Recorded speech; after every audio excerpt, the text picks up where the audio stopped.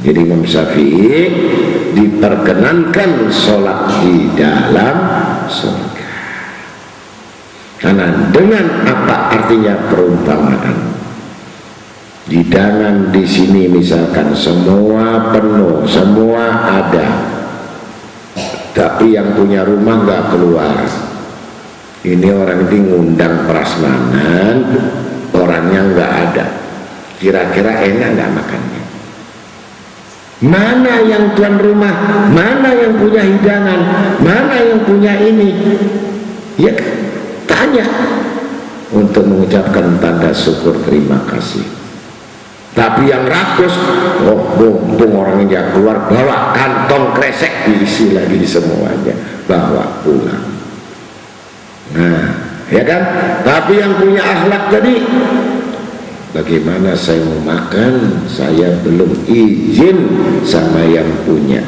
Kan gitu. Belum dipersilahkan minum, belum dipersilahkan makan, kenapa kita nyambil? Ngambil. Itu artinya akhlak di dalam sholat, akhlak di dalam pertemuan tadi. Maka itulah kedudukan yang tinggi di sisi Allah. Tidak melihat hidangan dan pemberian dan makanannya, tetapi saya datang jauh-jauh berkunjung ingin berjumpa dengan yang tuan rumahnya. Soal makan, minum, dan hidangan itu nomor 100. Paham sudah? Kalau orang yang bodoh itu adalah yang mencari hidangannya, yang mencari santunannya, tetapi tidak memikirkan yang tuan rumahnya. Martabat hewan rendah. Dan orang seperti itu diibaratkan tidak bisa juga masuk surga, karena termasuk akhlak buruk di dalam sholat. Jadi di situ letaknya. Jadi kata-kata orang-orang yang benar-benar tunduk hatinya adalah khashi'in. Khashi'in, orang yang khusyuk tunduk hatinya. Sama ada orang bahasa Arab mengatakan khashi'in, ketek, itu artinya monyet. Jadi jangan senang dulu, wah kamu itu golongan orang-orang khashi'in, tapi bukan ain. Khashi'in, oh koyo ketek dan disyukur kata waktu serempes gak sembayang. Khashi'in. Ala khashi'in, masya Allah kamu golongan khashi'in. Ain, hati-hati. Oh ini khashi'in, na'udzubillah, masa kayak ketek monyet. Sama, cuman huruf hamzah sama ain. Nah ini baca keliru dikit aja artinya grammarnya adalah paham sudah? Jadi jangan senang dulu kalau guru ngatain masya Allah kamu termasuk sekarang golongan khashi'in. Amin, aminin ya. Pedes rembes. Na'udzubillah min dzalik. Jadi kata-kata khashi'in, khasyah artinya khusyuk. Nah, dipandang bagus, dipandang lagi bagus. Kalau nggak bagus, memang nggak perlu bagus. Waqala Nabi Muhammad SAW, "Ubudillah fi ridha, fa illam tasdati' fa fi sabri ala ma takrahu khairun katsir." Sabda Nabi SAW artinya sembahlah Allah, beribadahlah kepada Allah dengan segala keikhlasan hati, rela, ridho. Jadi sembahyang itu ikhlas. Kalau abot, nah kalau abot berarti harus minum obat, karena abot dibalik obat. Orang sakit. Kalau sembahyang abot berarti golongan orang sakit, sakit pikiran, sakit hati, ya, kecewa, golongan kecewa lagi, kecewa golongan kecewa. Hubub jah, cinta dengan pujian, cinta dengan kehormatan, bangga, cinta dengan sebutan. Kenapa nggak jadi artis? Kalau nggak disebut namanya jatuh malu karena gengsi. Nah, aslinya ya, paham? Kalau sombong, orang kaya itu sombong masih pantas, karena yang disombongin ada. Ini melarat sombong, subhanallah. Modal nggak ada, banyak model, paham nggak? Nah, di situ artinya ikhlas, senang gitu. Ngaji harus senang. Ada guru, nggak ada guru, senang gitu. Jangan ingin ngaji dilihat guru, salah. Orang ngaji itu ingin dilihat Allah dan Rasulnya. Kalau begitu nggak terhalang dia.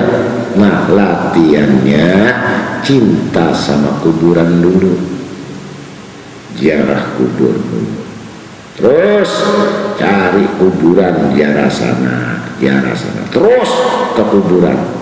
Nah, nanti sampai di kuburan itu bosen, ya kan? Nggak kelihatan siapa-siapa, cuman maesan.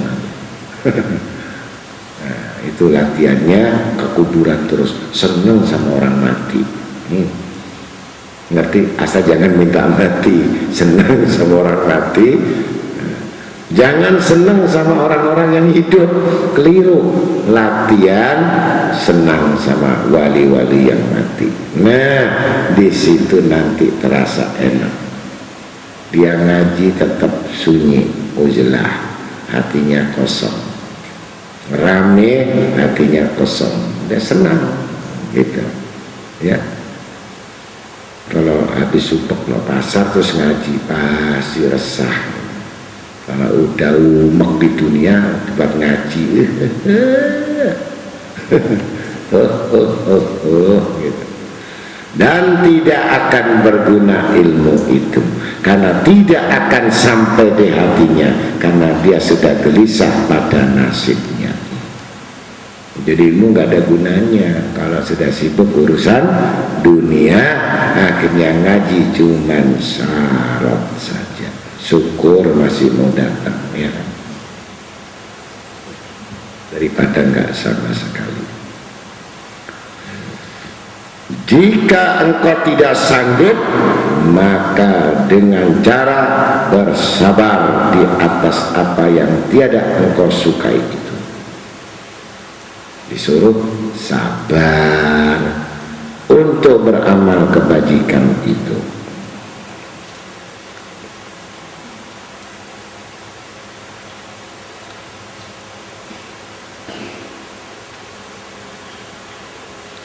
Maka kebagusan akhlak itu karena kenikmatan di dalam taatnya. Kebagusan akhlak itu ternyata mendapatkan kenikmatan dalam ketaatannya. Jadi akhlak yang bagus itu disebabkan karena khusyuknya. Jadi sembahyangnya khusyuk, iya kan? Nah, khusyuk. Akhirnya muncullah perbuatan ketaatan ini. Kebaikan itu muncul dari sholat yang khusyuk. Dan tanpa disadari membenci dengan perbuatan-perbuatan yang disebut maksiat. Nah, sampai Allah pelihara. Nah, kalau Allah pelihara gimana? Kita nikmati musik, menikmati, tapi tidak terbawa. Nah, kan susah itu.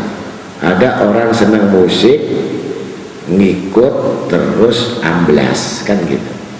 Nah, kita senang musik tapi kita tidak mentaatinya. Nah, melaksanakan tidak mentaatinya. Lah yang melaksanakan ditaati hanya kepada Allah dan Rasulnya. Tahu yang memberi rezeki adalah Allah. Nah, coba. Paham sudah?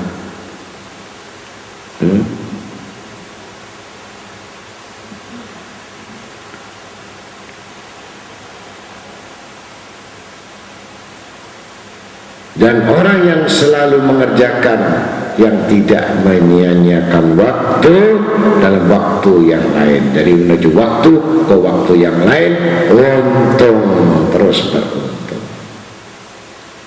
Jadi untung terus sama Allah Ta'ala, nggak pernah rugi.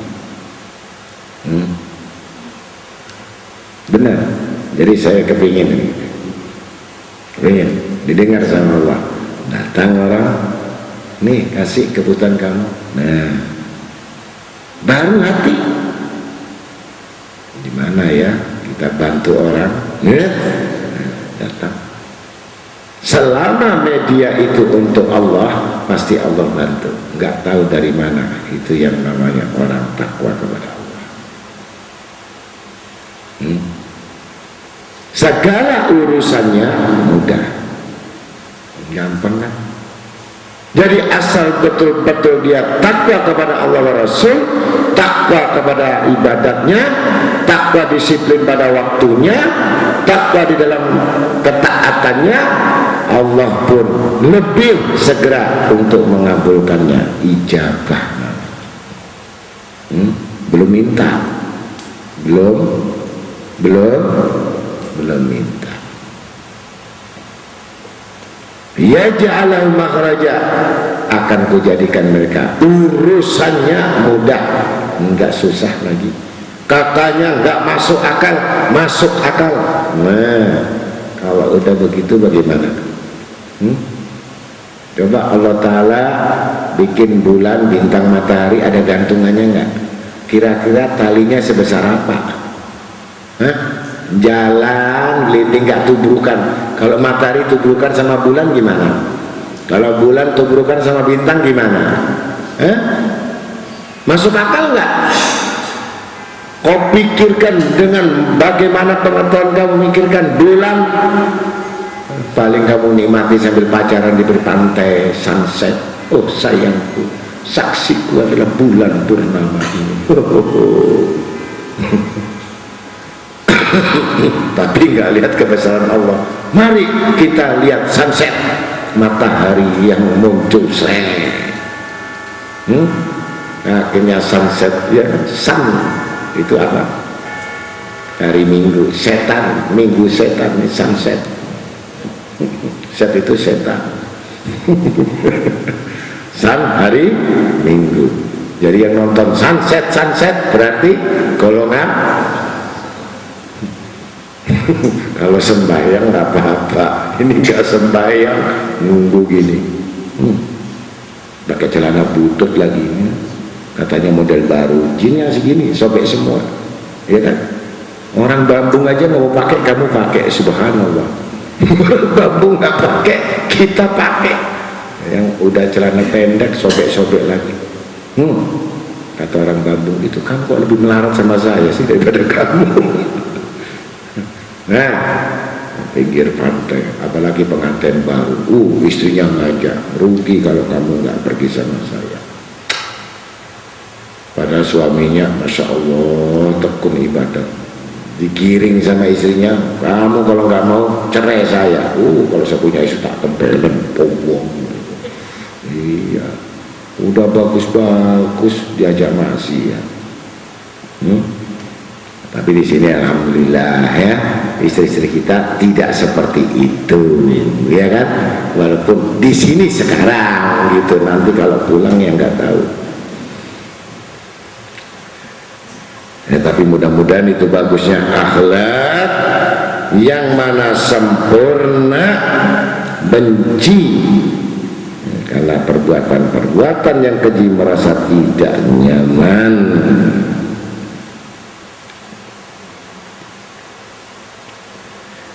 maka perbuatan utama lebih meresap dan lebih sempurna. Karena itulah Nabi SAW ditanyakan bagaimana tentang yang disebut bahagia. Nah, apa sih orang bahagia tadi?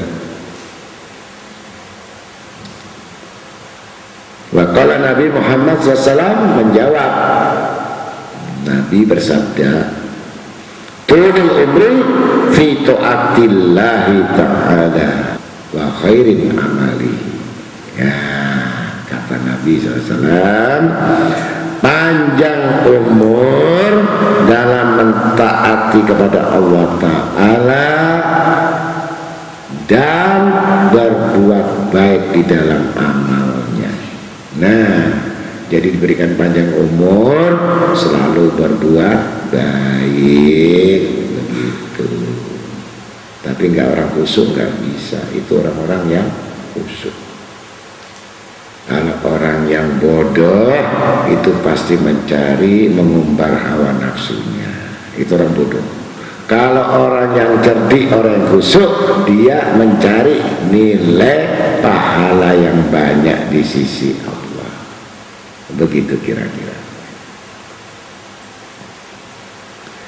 Karena itulah disebutkan nabi-nabi dan para wali-wali tidak suka mati, karena dunia ini tempat untuk bercocok tanam, disebut mazro'ah, mazro'ah bagi akhirat, artinya tanaman di surga. Jadi kita tanam sebanyak-banyak di dunia ini, nanti kita mengambil buahnya di akhirat. Orang bodoh menanam di dunia, metik di dunia. Jadi ditanam di dunia, ingin hasil di dunia, mati bangkrut, nggak bawa amal. Ada doa, wiridan, sembahyang untuk dunia, itu ditinggal, diberi di dunia, tidak punya sisa di akhirat. Ma'udzubillah, ini hati-hati. Banyak menginginkan dunia dengan perbuatan akhirat. Jadi menginginkan dunia dengan perbuatan kelihatan akhirat, tapi menginginkan dunia diberi sama Allah juga tidak terpenuhi, ya kan? Juga nanti mati pun dia gak membawa amal itu. Inilah yang disebut pertama amalnya, tetapi makin dihamburkan amal itu, kelihatan. Jadi kalau orang alim, wali-wali itu melihat ini amal dunia kelihatan. Kasihan, tapi saya tidak bisa ngomong apa-apa. Saya sudah kasih nasihat, ini sering saya singgung, saya sindir, ya. Tapi udah mati, hatinya mati, akalnya mati, pendengarannya pulih. Jadi nggak masuk itu semua. Nasihat atau tidak sama, nggak bisa. Berarti memang dia nanti masuk di dalam kematian itu tidak membawa amal akhirat sama sekali. Naudzubillah min. Kalau tanya dari mana tahunya itu bagi akhirat itu, ya pasti tahu kalau kita belajar itu didapat kasyaf.